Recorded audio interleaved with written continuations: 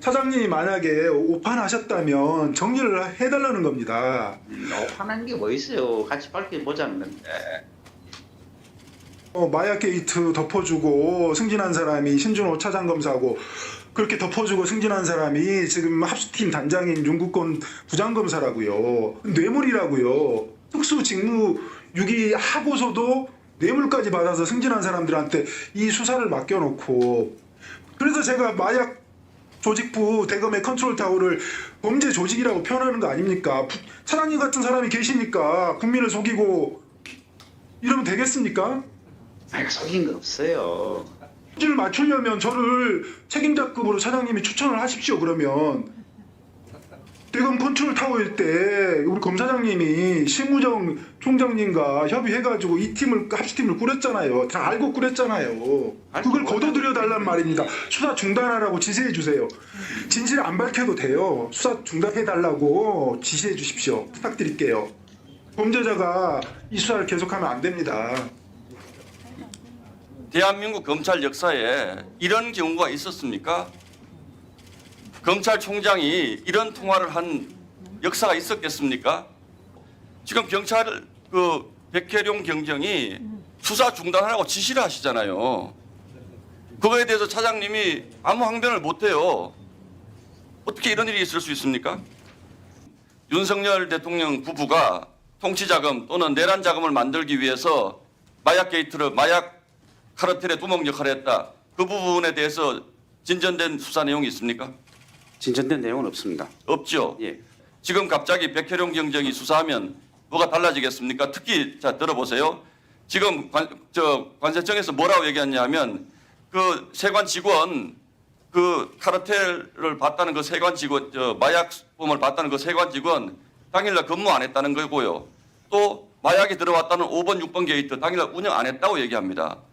이 정도면 이게 망상에 가깝다는 합리적 의심은 누구나 할 수 있는 거예요. 그런데 이거에 대해서 정확하게 말씀을 못 하시고 백혜룡 경정 수사하겠다 그러니까 그거 다 해주시고 대통령이 그 직접 수사 지시하셨잖아요. 그분에 대해서 검찰총장에 대해서 아무 얘기도 못 합니까?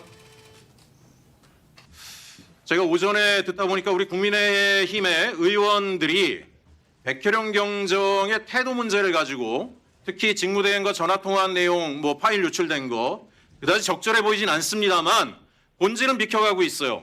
거기서 질의 내용을 보게 되면 과연 어쨌든지 간에 마약 사건 은폐 축소한 수사관들이 합수안에 들어가 있는 게 적절하냐 이 문제에 대해서는 직무대행이 답은 안 합니다.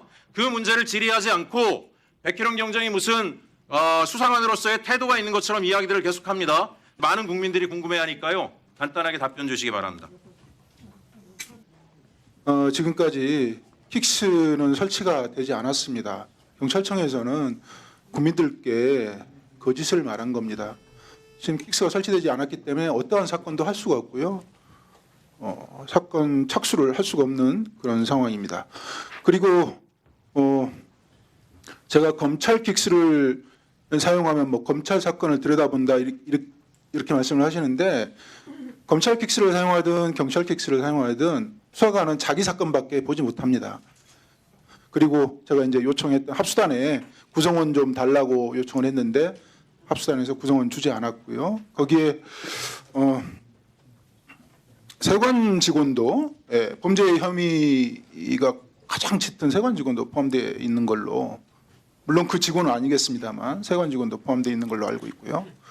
검사들 어떻게 구성이 되어 있고 그것도 지금 알 수가 없습니다.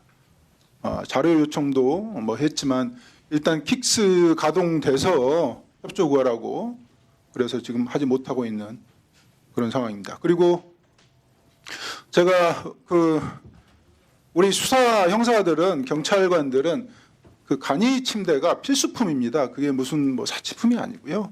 평생을 간이 침대와 함께 해왔습니다.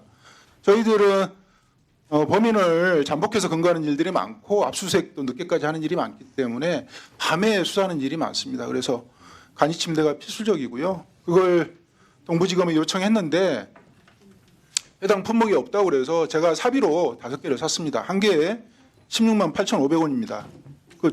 제 돈으로 산 거니까요. 너무 뭐라고 그러지 않으셨으면 좋겠고요.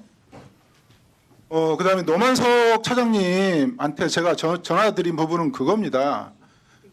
합수단이 설치될 때 이 사건의 수사 책임자였던 저에게 어떤 원질이나 협의도 없었고 그 합수단이 설치되는 과정에서 수사받아야 될 대상자들이 대거 포진돼 있습니다. 심지어 관세청 직원도 지금 거기 들어가가지고 수사를 하는데 수사를 하겠다는 겁니까? 그게 축소 은폐해서 증거를 인멸을 하겠다는 그런 의지지요.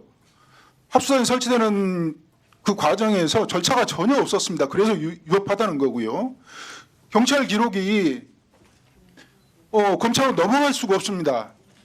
그건 검찰이 재수사를 요구하거나 보안 수사를 직접 하거나 보안 수사를 요구할 때 가능한데 어떤 경우도 해당되지 않습니다. 검찰에서 경찰이 취급하는 사건 기록 달라한다고 줘버리면 수사의 공정성, 투명성, 객관성이 유지가 되겠습니까?